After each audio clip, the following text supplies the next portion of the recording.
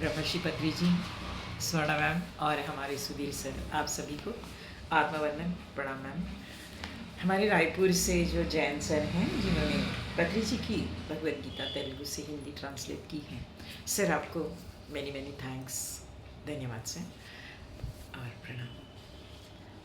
आज कल हमने 14वां अध्याय लिखा, गुणत्रय विभाग योग। गुणत्रय विभाग, 3 गुण हम सबको पता है, सत्वगुण, रजोगुण, तमोगुण। और कल हमने देखा कि सत्वात् सुखम बंधते, मतलब सत्वगुण सुख से बांधता है, रजोगुण कर्म से बांधता है। रजोगुणी रहता है वो कर्म के लिए बहुत ये रहता है। अपने घर में भी हमेशा कोई लोग ऐसे रहते हैं कि जो बैठना ही नहीं चाहते, कुछ ना कुछ करते रहेंगे और हमको भी बोलेंगे क्या बैठे हो, चलो ना हमारे साथ, ये कर लो वो कर लो, शांति से बैठो बोलना हमको। रजोगुण और तमोगुण, आलस्य, निद्रा, प्रमाद, इसमें हमने दुर्योधन का भी उदाहरण देखा, प्रमाद के लिए खास करके। तो इस प्रकार हमने 3 गुण देखे और वो सत्व गुण में रहते हुए अगर हमारा अंतकाल आ गया तो हम ऊर्ध्व, मतलब हमारी यात्रा ऊपर तक जाती है, सत्यलोक तक जाती है। रजोगुण में रहते हुए अंतकाल आया तो हमारी यात्रा स्वर्गलोक तक जाती है, अगर कर्म अच्छे हो तो, निष्काम कर्म हो तो।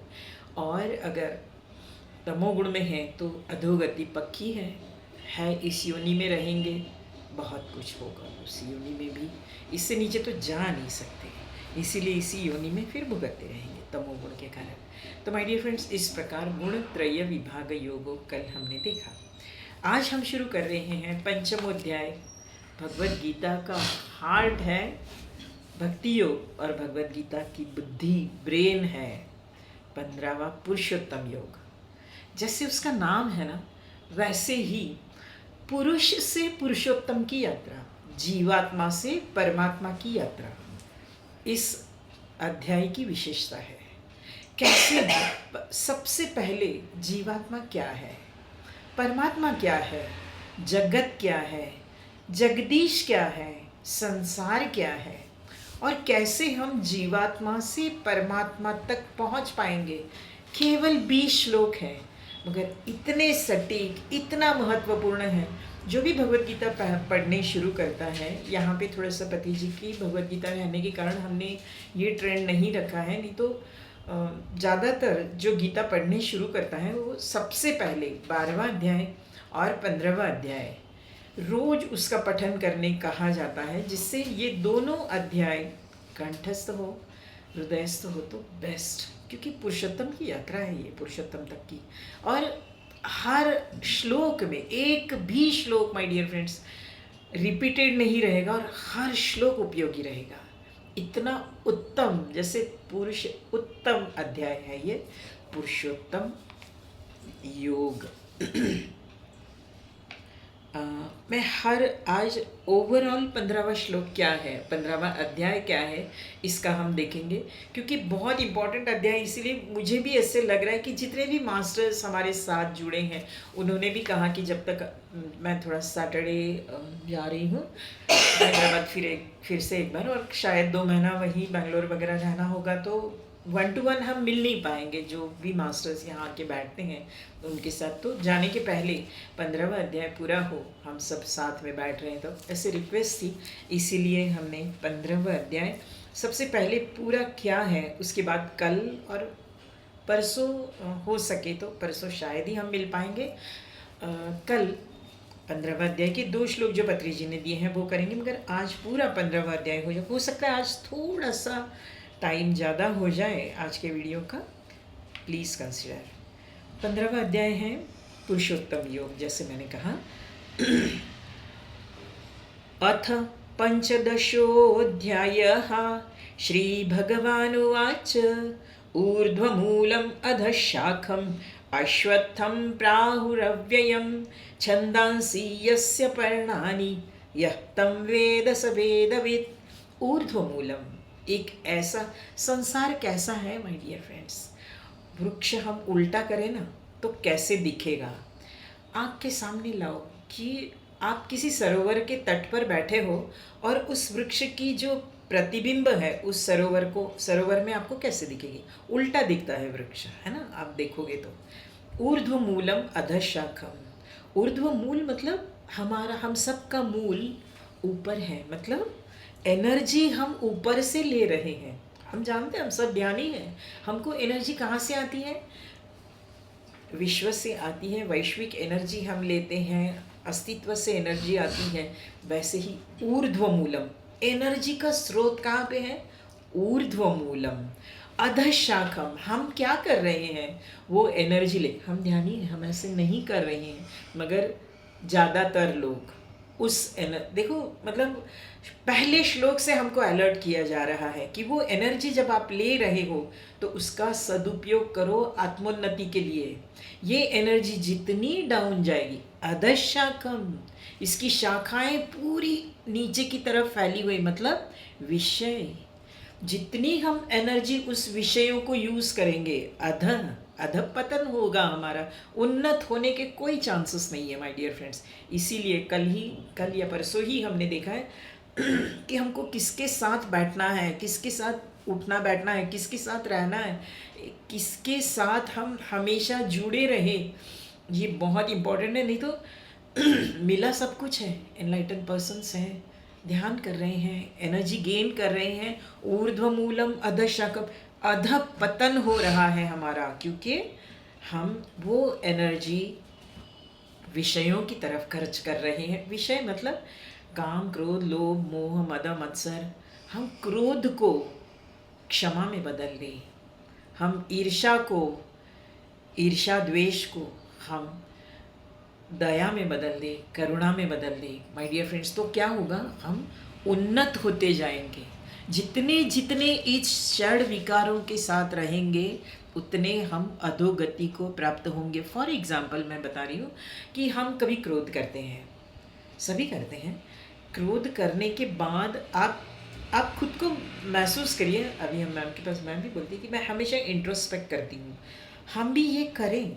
हम उन्नत आत्माओं के साथ रहते हुए वो कैसे जीते हैं, कैसे, जैसे अर्जुन 8वें अध्याय में 6वें अध्याय में पूछता है कि एक पुरुषोत्तम, एक एनलाइटन पर्सन कैसे जीता है, कैसे बैठता है, कैसे उठता है। दूसरे अध्याय में भी उसने पूछा है अर्जुन ने 54वें श्लोक में कि एक ये कैसे उठता है, बैठता है। इसका मतलब उसका व्यवहार कैसे, उसका आचरण कैसे। और हमने जन्म ही इसके लिए लिया है कि हमको उस उन्नत स्तर तक पहुंचना है। तो हम उठना बैठना, उनके विचार कैसे हैं, मेन उनके तत्व कैसे हैं जीने के, हमको भी। आज जैसे मैम बोली कि मैं हमेशा इंट्रोस्पेक्ट अपने आप को करती रहती हूँ, वैसे ही जब भी हम इंसान हैं, विकार आएंगे, मगर आने के बाद हम आउट ऑफ कंट्रोल ना हो। जैसे गुस्सा आया तब समझ में आता है अभी मुझे गुस्सा आ रहा है, तो हम खुद को ही कहे अब शांत होना जरूरी है, अब हमको शांत, तभी हम सामने वाले को शांत कर पाएंगे। और नहीं भी वो बहुत ज़्यादा आउट ऑफ कंट्रोल हो गया है, हम शांत हो जाएंगे ना, अपने आप पॉजिटिव वाइब्स पहुंचते रहेंगे। मगर उसके लिए हमको शांत होना ज़रूरी है, हमको एनर्जी अपनी जो डाउन जा रही है ना उसको रोकना ज़रूरी है। अधः शाखम ऊर्ध्व मूलम अधः शाखम अश्वत्थम। माय डियर फ्रेंड्स, अश्वत्थ वृक्ष मतलब पीपल का। हमारा आप जानते हैं गौतम बुद्ध को एनलाइटनमेंट बोधि वृक्ष के नीचे ही हुआ है। हम बुद्ध गया गए थे और उस समय लोग उस बोधि वृक्ष के पत्ते चुनने के लिए लालायित थे, चुन रहे थे। मगर मैम बोली कि हम सब अभी ध्यान में बैठेंगे। इतनी बेमौसम की बारिश थी माय डियर फ्रेंड्स, बारिश का मौसम ही नहीं था, इतनी बारिश आई, इतने पत्ते हमारे अपने आप गोदी में आए, सभी के जितने भी बैठे थे। करीब करीब आधा पौने घंटा जम के बारिश हुई और हम मस्त उस बारिश में सब बैठे थे ध्यान में बोधि वृक्ष के नीचे। एक अद्भुत अनुभव था वो भी। तो इस प्रकार ऊर्ध्व मूलम अधः शाखम अश्वत्थम। अ मतलब नहीं, हम जानते हैं, अ मतलब नहीं, श्व मतलब कल, थम रहेगा, स्थिर नहीं रहेगा। कल संसार कैसे है, हमेशा बदलता रहता है। आज का दिन कल का दिन, टुडे एंड टुमारो, आज का दिन कल का नहीं रहेगा, कल का दिन और अलग रहेगा, यस्टरडेज डे और अलग था। तो वैसे अश्वत्थ पीपल का ये क्यों चुना गया है, हम इसके बारे में और भी चर्चा बाद में करेंगे कि देखो बाकी पौधों या इसके वृक्ष के हिसाब से पीपल के जो पत्ते हैं ना वो थोड़ी भी हवा आने से बहुत हिलते हैं। हमारे मन का प्रतीक है वो। ये संसार का संसरती इति संसारः, हमेशा बदलता रहता है, खसकता रहता है, वो संसार है। तो ऊर्ध्व मूलम अधशाखम अश्वत्थम, अश्वत्थ ये एक ये लिया गया है केवल पेड़ का ये करने के लिए, मगर अश्वत्थम जैसे संसार का लिए प्रतीक माना गया है। प्राहुर अव्ययम, सरकता भी है मगर वो अव्यय भी है। ये यही तो उसकी खासियत है कि वो उसके पत्ते हमेशा हिलते रहेंगे, वो हमेशा मगर कई सालों तक रहता है। बोधि वृक्ष तो 2500 साल पहले से है, उसकी जड़ें उन्होंने फिर से ये करके उसको रखा है, मेंटेन किया है, मगर इट्स आसान नहीं है 2500 साल एक आध वृक्ष मेंटेन होना। तो इस प्रकार वो अव्यय है। छंदांसी यस्य परिणामी, इसके पत्ते जो हैं कल हम डिटेल में देखेंगे। छंदांसी मतलब वेद है, यस्तम वेद स वेदविद, ये जो जानता है, ये संसार रूपी वृक्ष को जो मूल सहित जानता है वो वेद को जानने वाला है, मतलब वो ज्ञानी है। कैसा है ये संसार रूपी वृक्ष? अधश्च ऊर्ध्वं प्रसृता तस्य शाखा गुण प्रवृद्धा विषय प्रवाला अधश्य मूलानि अनुसंततानि कर्मानुबंधीनि मनुष्य लोके।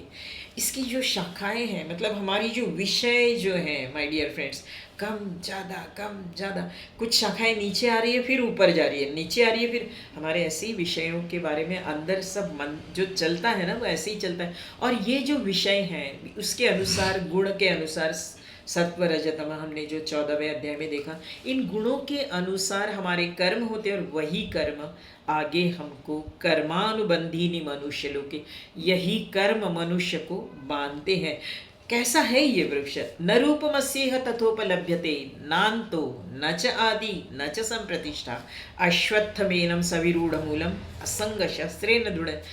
ये कैसा है? इसका ना आदि है ना अंत है। संसार का हमें जहाँ हम बोलते हैं प्रलय हुआ, उसके बाद ये हुआ, ये सब लिखा गया है, बताया गया है, मगर सच में सोचा जाए तो ना वो उस परमेश्वर का आदि अंत है, ना ये तो प्रकृति उसी से बनी। हमने 14वें अध्याय में देखा है, प्रकृति मेरी ही बनाई योनि है, उस योनि में मैं बीजप्रद हूँ, प्रकृति उसी से बनी हुई है। तो न अंत न च आदि च संप्रतिष्ठा। अभी इस संसार रूपी वृक्ष जो है ये ऐसा है, और हम इसमें ममता और वासना के कारण फंस गए हैं, इस संसार में फंसे। इसको इस संसार रूपी वृक्ष को काटे कैसे? असंग शस्त्रेण, शस्त्र क्या है इसको? असंगता मतलब अनासक्ति। हमने दूसरे अध्याय में देखे हैं, संघात संजायते काम, कामात् क्रोधो विजायते, क्रोधात् भवति सम्मोह, सम्मोहात् स्मृति विभ्रमा।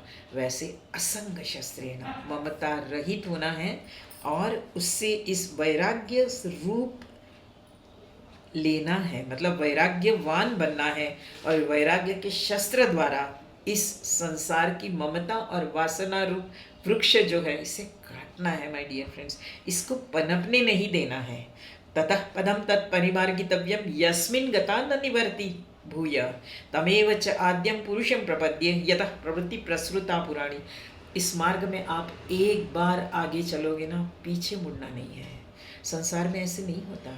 हम धन कमाते हैं, बहुत बार शेयर मार्केट में लूज़ करते हैं, बहुत बार हम कुछ प्रॉपर्टी खरीदते हैं, लगता है 10 साल में ये डबल हो जाएगी, मगर वो आधी हो जाती है। होता है बहुत बार ये चीज़। ये धन के बारे में हुआ। वैसे ही हम अपना जीवन, धन, पुत्र, नारी सभी के लिए इन्वेस्ट कर रहे हैं ना। We are investing our life for them, for the people, for money, everything. मतलब मगर क्या हमको हमेशा उसमें वृद्धि होके ही मिलता है? ऐसे नहीं है। बहुत बार हम 2 कदम आगे चल के 3 कदम पीछे आ रहे हैं। संसार में यही ज़्यादा होता है। मगर आध्यात्मिक मार्ग में क्या है? यस्मिन् गता न निवर्तन्ति भूय।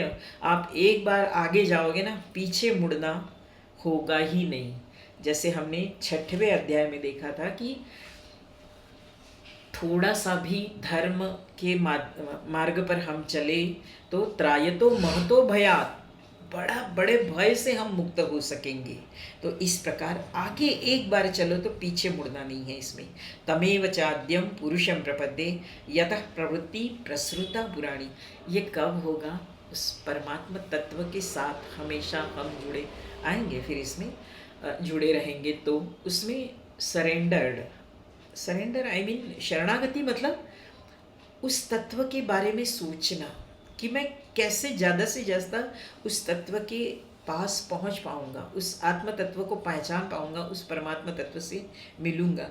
इसके लिए अब क्या होता है, लोगों को जब इतने बड़े बड़े शब्द सुने लगता है यार मैं ये कर पाऊंगा कि नहीं, मेरे से होगा कि नहीं, परमात्मा इतना बड़ा, तो ये वहाँ तक पहुँचेंगे कैसे, ये बताया जा रहा है कि निर्माण मोहा जित संग दोषा। फिर एक बार संग दोष, निर्माण मोहा, अहंकार, ईगोलेस रहते हुए। हमारे मैडम के लेक्चर्स चल रहे हैं अभी यूएसए के, इसमें जूम में ईगो पे ही चल रहे हैं, बहुत सुंदर। मैं आज सुबह 1 घंटा, मुझे पता नहीं था, हमारे महाजन सर ने बताया कि मैम चल रहे हैं, आप सुनिए।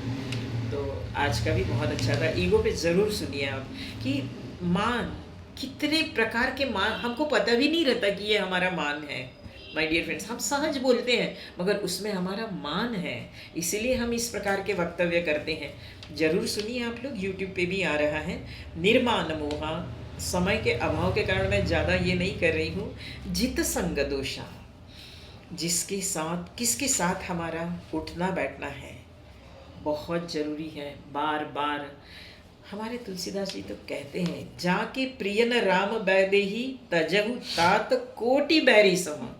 जिनके साथ बैठकर अगर सही चर्चा नहीं हो रही है तो उनको त्यागना जरूरी है, क्योंकि ऊर्ध्व मूलम अधशाखम, हमको ये नीचे खींच रहे हैं। हम क्यों नीचे जाए, वो एनर्जी गेन हम ऊपर से ले रहे हैं और अधपतन क्यों करें। इसीलिए निर्माण मोहा जित संग दोषा अध्यात्म नित्या, अत्यंत प्यारा वर्ड है अध्यात्म नित्या। इसका मतलब 24 घंटे ध्यान नहीं करना है। जैसे अभी मैम ने बताया कि कुछ भी होने से हमको समझ में आता है अंदर से कि इस मोमेंट में हम फिसले हैं थोड़े से, तो इंट्रोस्पेक्ट करना है कि क्यों फिसला मैं, क्या हुआ, मैं कनेक्टेड नहीं था, और मैं मेरे कौन से अवगुण के कारण, कौन से दोष के कारण मैं फिसला हूँ। इंट्रोस्पेक्ट करना, और अगली बार ये न करें हम। जहाँ अगली बार ये हो रहा है तो अपने आप को ये करें कि आज मैंने गलत किया है। मैंने पहले भी बताया था, उस मन को बोलना है कि हाँ बेटा आज तू जीत गया, मैं फिर हार गया हूँ, मगर अगली बार मैं जीतने की कोशिश करूँगा। और फिर अपना इंट्रोस्पेक्ट करके अगली बार जब वो प्रसंग आता है तो या तो मौन रहें, उस प्रसंग से बाहर निकल जाए, या तो उसको फेस करके प्रॉपरली रिस्पॉन्ड करें, नॉट रिएक्ट करें। अध्यात्म नित्या विनिवृत्त कामा, निवृत्त कामा, कामा मतलब कामना, कामना से निवृत्त होना, मगर यहाँ वी शब्द जोड़ा गया है। कामना से निवृत्त बहुत बार हम एज के कारण भी होते हैं, क्योंकि जो 25 साल में हमारी कामनाएं रहते हैं, 25-30 बहुत यंग रहते हैं हम, अभी हम 60 के ऊपर 60-65 में पहुँचे, वो कामनाएं शारीरिक क्षीण होने के कारण कामनाएं कम हो जाती है। किसी भी बिल्कुल कुरकुरी हम ये खाते, मुर्कू वगैरह खाते हैं, उस समय बहुत मज़ा आती है, मगर अभी दांत की इसके कारण उतनी मज़ा नहीं आती। या तो फिर ग्राइंड करके खाएं, उसके कुछ बहुत ये करेंगे तो या तो लगता है कि यार इससे अच्छा दूसरा कुछ खाए, सॉफ्ट चीज़ें। तो ये निवृत्त कामा हुआ है, मगर ये शरीर के लिमिटेशंस के कारण हुआ है। विनिवृत्त कामा, विशेष निवृत्त, उसी एज में कामना, मैं ये नहीं कह रही हूँ कि कामना न करे, कामना करे उच्च अवस्था की, कामना करें उन्नत अवस्था तक पहुंचने की, कामना करें हर समय अपने आप को इंट्रोस्पेक्ट करते रहने की, जिससे हम उन्नत आत्मा तक पहुंच पाएंगे। विनिवृत्त कामा द्वंद्वई विमुक्ता, फिर भी आया है सुख दुख समीकृत्वा, ये द्वंद्व है, लाभालाभो जय अजय, इससे भी मुक्त होना है। सुख दुख संज्ञई गच्छन्त्यमूढ़ा पदम अव्ययम तत्, इस प्रकार द्वंद्वों से विमुक्त होने से ज्ञानी अविनाशी पद को प्राप्त होता है। हम और आप सब ज्ञानी हैं, ज्ञानी भी हैं। अब इसके बाद 2-3 श्लोक में वो पुरुषोत्तम कैसा है इसका वर्णन है। न तद्भासयते सूर्यो न शशांको न पावक यद्गत्वा न निवर्तन्ते तद्धाम परमं मम। यत् गत्वा न निवर्तन्ते, उस परम धाम को जो जाता है वो वापस आता, मुक्त व्यक्ति जो है वो वापस आएगा नहीं, आएगा तो भी अलग रूप में आएगा, किसी कार्य के लिए आएगा, स्वेच्छा से आएगा। यद्गत्वा न निवर्तन्ते तद्धाम, एक बार परम धाम को पहुंचने के बाद। और ये कैसा है परमात्मा? न तद्भासयते सूर्य, सूर्य सूर्य शशांक मतलब चंद्र, पावक मतलब अग्नि, अग्नि चंद्र सूर्य के जैसा प्रकाश, इससे भी ज़्यादा प्रकाश इसमें है। क्योंकि हमने 11वें अध्याय में देखा है, मेरे ख्याल से 19वां श्लोक है कि शशि सूर्य नेत्रम, शशि और सूर्य मेरे नेत्र हैं। तो वो स्वयं ही जो सूर्य और शशि को जो बना रहा है उससे तो वो तेजस्वी रहेगा ही ना। तो इसीलिए न तद्भासयते सूर्यो न शशांको न पावक ममैवांशो। अभी हमको लगने लगा है कि ये परमात्मा इतना ग्रेट है यार, हम तो जीवात्मा, कैसे होगा हमारा। तब वो परमात्मा हमको कहते हैं, अरे बाबा डर मत, ममैवांशो, तू मेरा अंश है, तू मेरा अंश है, तू और मैं, हम ज़्यादा क्वांटिटेटिव डिफरेंस हो सकता है, क्वालिटेटिव डिफरेंस नहीं है। मेरे क्वालिटीज़ तेरे क्वालिटीज़ एक जैसे हैं। अज्ञान का जो आवरण है ना, उसके कारण तू भूल गया है। इस अज्ञान के आवरण को हटाएगा, स्वाध्याय करेगा, ध्यान करेगा, सेवा करेगा, सत्संग करेगा, तो समझ में आएगा। माय डियर फ्रेंड्स, समुंदर में से एक चम्मच पानी अगर निकाले हम, तो उसके जो क्वालिटीज़ है ना, वो और समुंदर के पानी के क्वालिटीज़ अलग नहीं रहते ना, सेम क्वालिटीज़ रहते हैं। वैसे ही हम उसके अंश हैं, तो उसके जितने गुण हैं वो सब हम में हैं, हम भूल गए हैं। हम अज्ञानता के कारण, हम विषयों के कारण, विषयों के प्रति आकृष्टता, आसक्ति, ममता, ये सब के कारण वासनाएं, इच्छाएं भूल गए हैं। तो इसीलिए हमको बार बार कहा जा रहा है कि निर्माण मोहा जितसंग दोषा अध्यात्म नित्या विनिवृत्त कामा, ऐसे बनो ताकि तुम में ये गुण हैं, तुम भूल गए हो, इसके फिर से कमाओ, ध्यान से हो सकता है। और कैसा है तू? ममैवांशो, मेरा ही अंश है, जीवलोके जीवभूत सनातन, जैसे मैं सनातन, सनातन मतलब पहले भी था, अभी भी है, हूँ, आगे भी रहूँगा, वैसे तुम भी आत्म तत्व हो, पहले भी थे, आज भी हैं, कल भी रहेंगे। नर्वस मत होना, तुम और मैं एक ही हैं। मगर क्यों हम डिफरेंस आ गया है, क्यों जीवात्मा परमात्मा से अलग हो गया है? मनष्ठानी इंद्रियाणी प्रकृति स्थानी कर्षति, ये जो मन है ना, इसने वो जो 6 विकार है और 6 मन, 6वां ये है इंद्रिय है। माय डियर फ्रेंड्स, 5 इंद्रिय है ज्ञानेंद्रिय, ये 5 ज्ञानेंद्रिय और ये मन, ये सब ने गड़बड़ की है। एक गड़बड़ करने के कारण उस परमात्मा तत्व से जीवात्मा अलग हो गया है। अब क्या करना है? मनष्ठानी इंद्रियाणी प्रकृति स्थानी, उसके कारण प्रकृति को तू आकर्षित हो गया है। सत्वगुण, रजोगुण, तमोगुण, ये जो 3 गुणों के प्रति तेरी आकर्षण बढ़ा है, क्योंकि तेरी 6 इंद्रिय है, 5 ज्ञानेंद्रिय और 6वां मन। तो करना क्या है? शरीरम यदवाप्नोति यच्चाप्युत्क्रामतीश्वर गृहत्वैतानि संयाति वायु गंधा निवासय। ये होगा क्या? अब ये जो 5 इंद्रिय हैं, ज्ञानेंद्रिय हैं और ये मन है, ये जो गड़बड़ कर रहे हैं ना सब शरीर में रहते हुए, होगा क्या? जब क्यों तुमको अपने आप को निर्माण मोहा जितसंग दोषा अध्यात्म नित्या बनना है? क्योंकि ये सब तेरे चित्त में स्टोर हो रहा है, और जब एक शरीर छोड़ के दूसरे शरीर जाएगा ना, तब ये सब लेके जाएगा। इसीलिए विनिवृत्त कामा, अध्यात्म नित्या बन, निर्माण मोहा बन, नहीं तो ये अगले शरीर में फिर ट्रांसफर होगा। शरीरम यदवाप्नोति यच्चाप्युत्क्रामतीश्वरः गृहत्वैतानि संयाति वायु गंधानि। जैसे एक वायु गंध को लेके बहता है ना, वैसे ये आत्म तत्व जब जाएगा तब ये सब जो अपने जीवन में हमने गड़बड़ की है वो पोटली लेके जाएगा। कल ऐसे हमारी बात हो रही थी, तो एक मास्टर बहुत अच्छा बोली कि पोटली रखनी क्यों है? मगर वो हो जाती है, हम रखती नहीं हैं, गड़बड़, क्योंकि हमारा आकर्षण है मोह के कारण।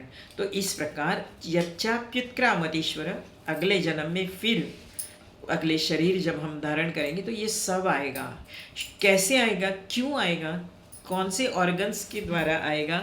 श्रोत्रम चक्षु स्पर्शनम च रसनम घ्राणमेव च अधिष्ठाय मनश्चायम विषयानुपसेवते। हम विषय, ये 5 श्रोत्रम, चक्षु, स्पर्शनम, रसनम, घ्राण, हमको पता है। श्रोत्र मतलब कान, चक्षु मतलब आंखें, स्पर्श मतलब त्वचा, रसनम जीभ और घ्राण नाक से। ये 5 इंद्रिय प्लस सबका अधिष्ठाता जो है वो मन, ये सब विषय लेके जाएंगे। उत्क्रामंतम स्थितम वापी भुंजानम वा गुणान्वितम विमूढ़ा, ये सब लेके जाएगा। विमूढ़ा नानुपश्यन्ति, पश्यन्ति ज्ञान, जो ज्ञानी है वो ये जानता है। जो विमूढ़ है, अज्ञानी है, वो नहीं जानता, इसीलिए वो गड़बड़ करता रहेगा। मगर जिसको ज्ञान, जो गीता सुन रहा है, पढ़ रहा है, बार बार उसका स्मरण कर रहा है। मैं देख रही हूँ मास्टर्स आजकल हाथ में गीता लेके ही घूम, बहुत अच्छा लगता है माय डियर फ्रेंड्स। एक संबल मिल रहा है आपको गीता का, गीता के कारण, और जीवन ही अलग। मेरा अपना अनुभव है, गीता के साथ रहते रहते अंदर से एक जो ये आता है ना, कॉन्फिडेंस आता है। लोगों को भी लगता है यार तुम बहुत ज़्यादा कॉन्फिडेंट हो। हाँ, वो मैं नहीं हूँ, वो गीता ने दिया है। तो ये सब जो जो गीता के साथ जा रहे हैं ना, धीरे धीरे इतना कॉन्फिडेंस बढ़ेगा कि सामने वाला कुछ भी कहे अपने ऊपर असर नहीं होगा। ये 5 ज्ञानेंद्रिय उसमें रस नहीं लेगी जो अभी ले रही है। अभी भी अपने आप कम, जब ध्यानी हैं हम तो कम होते ही हैं, मगर अगर नहीं हो रहे तो गीता का स्वाध्याय और ध्यान, ये दोनों चीज़ों के साथ हमारी ये 5 इंद्रियां और ये 6ठी इंद्रिय मन को भी गीता 6ठ इंद्रिय कह रही है। इस 6 इंद्रियों के साथ हम बहते नहीं जाएंगे। जैसे दूसरे अध्याय में कहा है कि एक भी इंद्रिय, जैसे नाव जाती है ना समुद्र में, एक भी इंद्रिय जैसे हवा उसको बहते हुए कहीं भी ले जाती है, वैसे एक भी इंद्रिय हमारा इधर उधर हो गया ना, बहते जाएंगे पूरे, फिर धीरे धीरे सभी इंद्रिय उसके पीछे जाएंगे। तो इसीलिए भगवद गीता का स्वाध्याय और ध्यान, इससे क्या होगा? विनिवृत्त कामा द्वंद्वै विमुक्ता, हमको ये सब बनाएंगे और फिर हम ज्ञानी होंगे। फिर हम देख पाएंगे कि हमारे साथ पोटली है ही नहीं, हम अकेले जा रहे हैं, हम मुक्त हो रहे हैं। हम नहीं चाहेंगे तो हम फिर से जन्म नहीं लेंगे। अगर हम कुछ सेवा करना चाहते हैं, आना चाहते हैं, हमारे ऊपर रहेगा, हमारा इच्छा के अनुसार जन्म होगा। नहीं चाहते तो आपका मोक्ष निश्चित है। ये कब होगा? अध्यात्म नित्या विनिवृत्त कामा। माय डियर फ्रेंड्स, ये बहुत ज़रूरी है। और ज्ञानी रहेगा तो विमूढ़ा नानुपश्यन्ति, पश्यन्ति ज्ञान चक्षुष, आंतरिक ज्ञान ही इसको देख पाएंगे। जिनके चक्षु मतलब हम जो ध्यान करते हैं उसको चक्षुष, जो ये जो शब्द है पश्यन्ति ज्ञान चक्षुष, ये ज्ञान चक्षु है हमारे, जब हम अंदर ये कर रहे हैं। तो यतन्तो योगिनश्चैन पश्यन्त्यात्मन्यवस्थितं यतन्तोऽप्यकृतात्मानो नैनं पश्यन्ते चेतसा। मगर जिन्होंने अंतःकरण को शुद्ध नहीं किया है, जो अज्ञान में है, वो ये सब नहीं देख पाएंगे, नहीं अनुभव कर पाएंगे। यदादित्यगतं तेजो जगद्भासयतीखिलं यच्चन्द्रमसि यच्चाग्नौ तत्तेजो विद्धि मामकम्। जो अग्नि चंद्रमा में तेज हैं वो सब फिर एक बार बताया जा रहा है। पुरुषोत्तम कैसा है? अग्नि का तेज, चंद्रमा का तेज, अनेकों सूर्यों का तेज, अनेकों चंद्रमा की शीतलता, अनेकों अग्नि की दाहकता, ये इसमें है। तो भी वो कैसा है? गामाविश्य च भूतानि, वो कहाँ रहता है? गामाविश्य च भूतानि धारयाम्यहम् ओजसा पुष्णामि चौषधि सर्वा सोमो भूत्वा रसात्मक। मैं पृथ्वी में प्रवेश करके चंद्रमा की शक्ति, माय डियर फ्रेंड्स, चंद्रमा हमें औषधि प्रदान करता है। चंद्रमा हमें अमृत, मतलब हमारे शरीर को स्वस्थ रखता है। अमृत मतलब हम अमर है ही, क्योंकि हम शरीर नहीं हैं, हम आत्म तत्व हैं। मगर उस शरीर को भी स्वस्थ रखने का काम चंद्रमा करता है, तो उस वो चंद्रमा भी मेरे से बना है। वो जो रस दे रहा है वो मेरे कारण दे रहा है, ये मैं ही दे रहा हूँ जो पुष्ट कर रहा है आपके शरीर को। और मैं कहाँ हूँ? अहम वैश्वानरो भूत्वा प्राणिनाम देहम, प्राणियों के देह में भी मैं हूँ। प्राणापान समायुक्त, हमारा प्राण अपान, हमारा जो अनापान सती बोलते हैं हम, उस ध्यान के समय उस सांस में भी मैं हूँ। पचाम्यन्नम चतुर्विधम, हम जो 4 प्रकार के भोजन करते हैं, हम रोटी खाते हैं, उसको एक प्रकार का भोजन रहता है जो हम मतलब चबा के खाते हैं।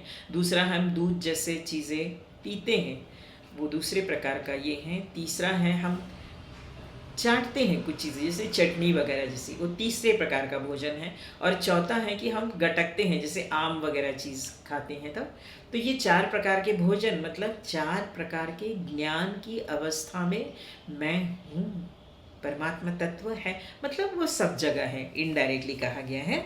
सर्वस्य चाहम हृदि सन्निविष्ट। और है कहाँ, हमारे गांधी सर आए थे, उन्होंने बहुत प्रहलाद की जब कथा बता रहे थे ना, बहुत अच्छी सुंदर तरीके से बताया कि नरसिंह अवतार के पहले प्रहलाद का जो पिता थे वो ढूंढ रहे थे कि कहाँ है विष्णु, जब तप करके आए उस विष्णु को मैं मारूंगा, ये करूंगा, वो करूंगा करके इधर ढूंढ रहा है, पाताल में ढूंढ रहा है, स्वर्गलोक में ढूंढ रहा है, पृथ्वी पर ढूंढ रहा है, कहाँ है विष्णु, कहाँ है विष्णु।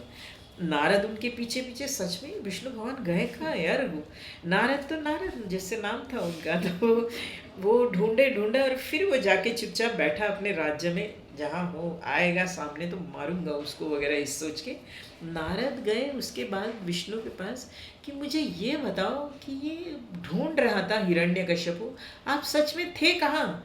पूरा पृथ्वी ढूंढा, पाताल ढूंढा, स्वर्गलोक ढूंढा, 7 लोग ढूंढा, आप मिले नहीं। तो बोले मुझे पता था वो बाहर ढूंढेगा, अंदर नहीं ढूंढेगा, मैं उसके हृदय में जाके बैठा था। तो यही कह रहे, सर्वस्य चाहम हृदि सन्निविष्टु, हृदय में हूँ तुम्हारे। मत्त स्मृति ज्ञान अपोहनम च, मुझे स्मृति, मेरी स्मृति में रहोगे, ज्ञान में रहोगे। अपोहनम मतलब हमारी बुद्धि में जो संशय वगैरह हैं, जिसके ये बहुत बड़ी बाधा है माय डियर फ्रेंड्स। गीता में कहीं एक सेंटेंस आया है, संशयित आत्मा कुतः सुखम, न इह लोके न परलोके। संशय बहुत बड़ी बाधा है। तो ये अपोहनम, ये संशय जाने से हमारा अंतःकरण शुद्ध होता है। और इस शुद्ध अंतःकरण में मैं हूँ। वेदैश्च सर्वै अहमेव वेद, वेदांतकृत वेद विदे वचाहम, वेदांत बनाने करता भी मैं हूँ, वेद भी मैं हूँ, जानने वाला भी मैं ही हूँ। इस प्रकार अभी पुरुषोत्तम क्या है ये बताया गया है। अभी तक पुरुषोत्तम कैसा है, पुरुषोत्तम कहाँ रहता है, पुरुषोत्तम को पाओगे कैसे, ये कुछ पहले 10 तक श्लोक में हमने देखा। जगत का स्वरूप देखा, संसार का स्वरूप देखा। अब 3-4 श्लोकों में हम देख रहे हैं कि पुरुषोत्तम है क्या। द्वाविमौ पुरुषौ लोके क्षर च अक्षर एव च। क्षर मतलब शरीर, सर्वभूत, अक्षर आत्मतत्व, जीवात्मा। ये जो पुरुषोत्तम है, ना ये क्षर है ना ये अक्षर है। क्षर सर्वाणि भूतानि कूटस्थ अक्षर उच्यते। उत्तम पुरुषस्त्वन्य, पुरुष परमात्मा तत्व कैसे हैं? परमात्मेत्यु उपधारुत उत्तम पुरुष, क्षर अक्षर से भी उत्तम है। उत्तम पुरुषस्त्वन्य परमात्मेत्युदारुत यो लोकत्रयमाविश्य बिभर्त्य व्यय अव्यय ईश्वर। इस प्रकार तीनों लोकों का धारण पोषण करने वाला, तीनों लोकों को बनाने वाला वो अविनाशी परमेश्वर परमात्मा है। यस्मात् अक्षरमतीतोहम अक्षरादपि चोत्तम अतोस्मि लोके वेदे च प्रथित पुरुषोत्तम। इस प्रकार इस क्षर और अक्षर जो दोनों प्रकार के जीवात्मा और शरीर भूत प्राणी है, इससे उत्तम मैं हूँ, इसीलिए मुझे पुरुषोत्तम कहा जाता है। यो मामेव असम्मूढ़ो जानाति पुरुषोत्तम। जो असम्मूढ़ है मतलब जो ज्ञानी है, जो मूढ़ नहीं है, वो मुझे पुरुषोत्तम करके जानते हैं। ससर्वविद भजति माम सर्वभावेन भारत। सर्वज्ञ पुरुष निरंतर उस परमेश्वर को ही भजता है, मतलब उसके साथ रहने की कोशिश करता है। माय डियर फ्रेंड्स, मतलब 24 घंटा ध्यान नहीं करता। फिर एक बार कहूँ, हर क्षण अवेयरनेस इज स्पिरिचुअलिटी। हमारे जय कृष्ण मूर्ति कहते हैं स्पिरिचुअलिटी और कुछ नहीं है। हम हर क्षण अवेयर रहे। कुछ भी हमारे अंदर क्रोध भी आ रहा है तो हम अवेयर रहे कि अभी मुझे क्रोध आ रहा है, मैं अपने आप को कंट्रोल में रखना है, इसको मैं बाहर नहीं ले जाने देना है, दबाना भी नहीं है, इसको डाइवर्ट करना है। सामने वाले पे करुणा आनी चाहिए कि ये जो बोल रहा है ना, ये कुछ अज्ञानता के कारण बोल रहा है, कितना अज्ञान है, इसको मुझे माफ़ करना है। इस प्रकार के ये मेरे में भी आया नहीं है, मैं भी इसका अभ्यास कर रही हूँ, मगर इस प्रकार से हम उस क्रोध को क्षमा में परिवर्तित कर सकते हैं। इसको हम ज्ञानी कहेंगे, जो इसको परिवर्तित करता है उसी को हम सर्वज्ञ कहेंगे, उसी को हम कहेंगे कि ये व्यक्ति परमेश्वर को बचता है, मतलब हमेशा अवेयर रहता है, अलर्ट रहता है। माय डियर फ्रेंड्स, ये चीज़ आएगी हमारी ध्यान से। पत्री जी ने जो इतना आसान ध्यान हमको दिया है, तो ये ध्यान से सहज हो पाएगा, इतनी बड़ी चीज़ें सहज हो पाएगी। इस प्रकार इति गुह्यतमं शास्त्रम, भगवद गीता को गीता नहीं कहा है, गुह्यतमं शास्त्रम इदमुक्तम मया नघ एवं एतद बुद्ध्या बुद्धिमान स्यात् कृतकृत्यस्य भारत। जो ज्ञानवान इसको जानता है वो कृतार्थ होता है। ये ऐसा शास्त्र है, गुह्यतम शास्त्र है, जिसको हम और आप जानने से, माय डियर फ्रेंड्स, फिर जानने लायक कुछ रहता नहीं, फिर मोक्ष आपके हाथ में है। जीते जी मोक्ष आपके पास है, जीते जी आप आनंद में रह सकते हैं। ऐसा ये पुरुषोत्तम योग है। ओम तत्सदिति श्रीमद्भगवद्गीतासु उपनिषत्सु ब्रह्म विद्यायां योग शास्त्रे पुरुषोत्तम योगो नाम पंचदशोऽध्यायः। माय डियर फ्रेंड्स, आज हम ओवरऑल पुरुषोत्तम क्या है, पुरुषोत्तम की क्वालिटीज़ क्या है, पुरुषोत्तम कहाँ रहता है, कैसे हम उस पुरुषोत्तम तक यात्रा कैसी होनी चाहिए हमारी जीवात्मा से उस पुरुषोत्तम तक की, ये 15वें अध्याय में देखा है। कल हम पत्री जी के जो 2 श्लोक हैं वो देखेंगे। आज उसके ऑडियोज ज़रूर डालूंगी मैं, मगर आज का जो डिस्कशन था वो पुरुषोत्तम योग। एक बार लग रहा था कि इसके बारे में थोड़ा डिस्कस करूं विस्तार से, कल और विस्तार से करेंगे। आज बस इतना ही। आज थोड़ा सा समय ज़्यादा लिया है भगवद गीता की सेवा देने के लिए। धन्यवाद।